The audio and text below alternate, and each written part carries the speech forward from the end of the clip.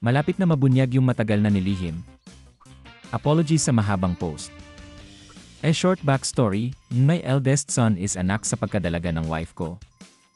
Noong nalaman ng wife ko na buntis siya sa boyfriend niya, sinabi niya agad sa boyfriend niya and ang sinabi ng lalaki is sigurado kang akin yan.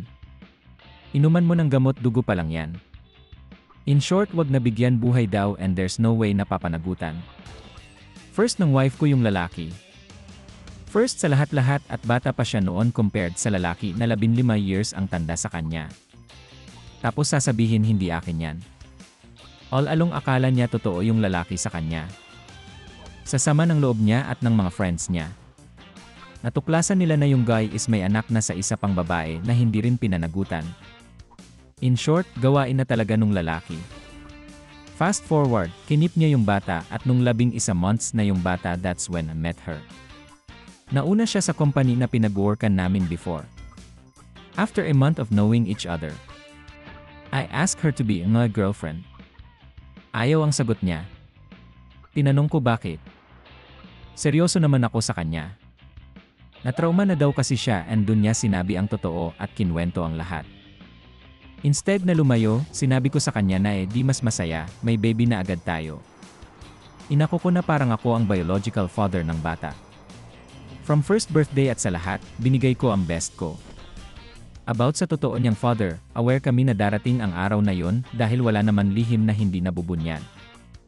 Ang sinabi ng wife ko is ayaw niya makilala ng anak namin yung lalaki. Lagi sinasabi ng wife ko before na kapag dumating ang araw at nagtanong sasabihin niya patay na. I respect her decision. Ako naman sinabi ko na ibigay natin ang best natin. Ako, ibibigay ko lahat.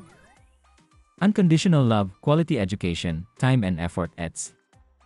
Recently, yung youngest brother ng wife ko is sadyang kupal.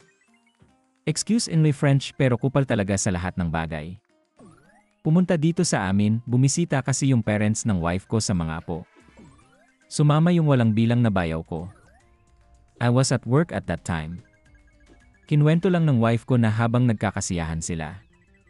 Sinabi nung kupal out of nowhere na, may daddy ka pero hindi ang daddy mo, mayaman totoo mong daddy. Para akong pinagsakluban ng langit at lupa. Hindi ko maintindihan mararamdaman ko. Sobrang sakit sa akin. Ang nakakagalit pa is bakit siya nakikialam at sino ba siya para gawin yon. Pinangunahan niya kami ng wife ko. Yung masayang buhay namin biglang nagkaroon ng gulo kasi yesterday. Tinanong ng anak ko yung wife ko na mommy ampon po ba ako? Kita ko biglang may ampon issue.